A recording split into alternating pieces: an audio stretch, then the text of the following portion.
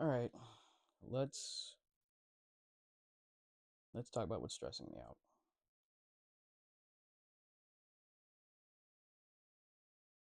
And to take it a step further, he's not just stressing me out.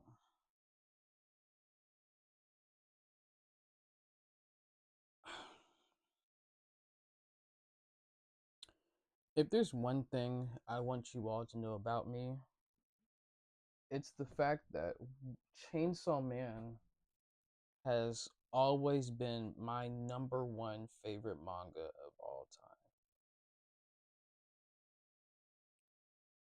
It just does what it's supposed to do in terms of character development, in terms of the dopamine levels, the adrenaline rush. It feels like you're reading a movie, even though it's excuse me, 100 and something chapters.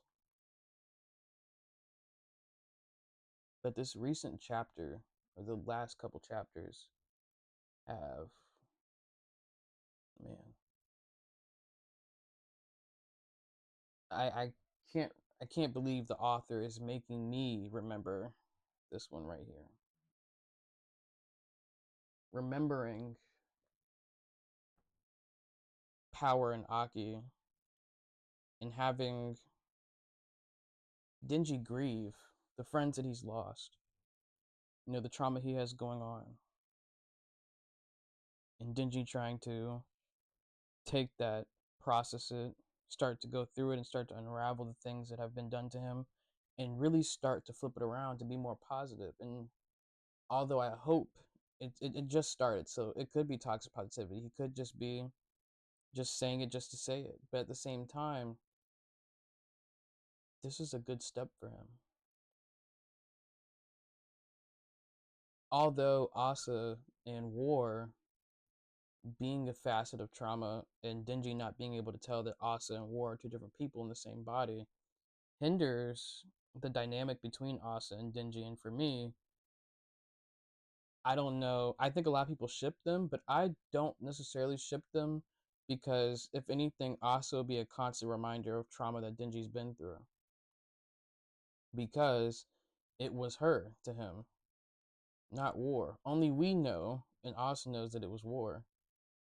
And for some reason, you know what's interesting to me? Why does Asa choose not to explain herself and say like X, Y, and Z? Because Denji wouldn't know the four horsemen are. He would only know about Makima, and that's it. And I think this is where exposition gets ahead of us because now I feel like Pochita is an aspect of death, the ability to erase things.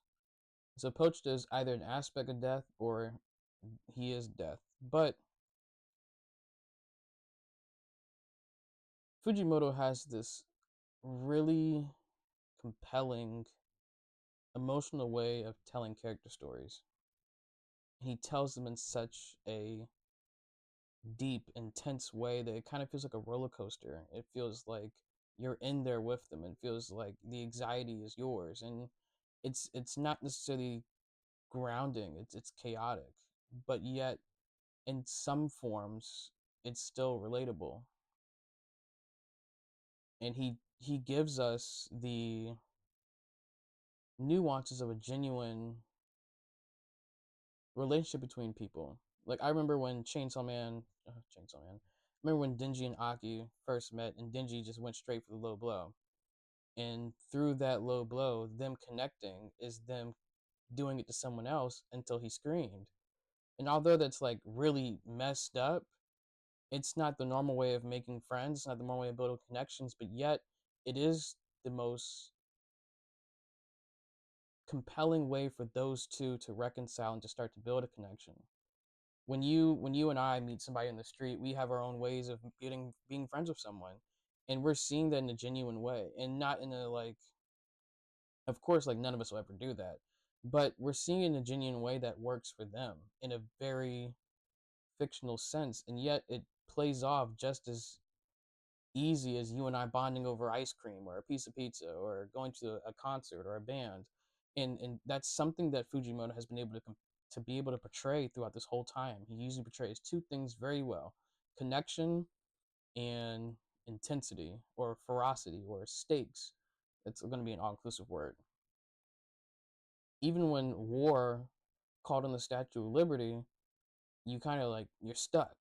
You're anxious. It's intense. It's chaotic. You're like, oh, what's going on here? And then on the other hand, there's moments of connection. It's a dichotomy. Hopefully, is it the right word? Dichotomy. Mm, it's a nice parallel. And Chainsaw Man continues to drive me insane because I can't stop reading it. You know, a lot of people are always like, "Yo, what is going on in Chainsaw Man?" But like, if you really know what's going on in Chainsaw Man, like if you really dig deep down and like understand everything that's going on, there's a lot going on in Chainsaw Man. There's so many narratives, so many stories, ideologies, philosophical, and I can't explain it all in one video. Well, I mean I could, but I won't do it for this one.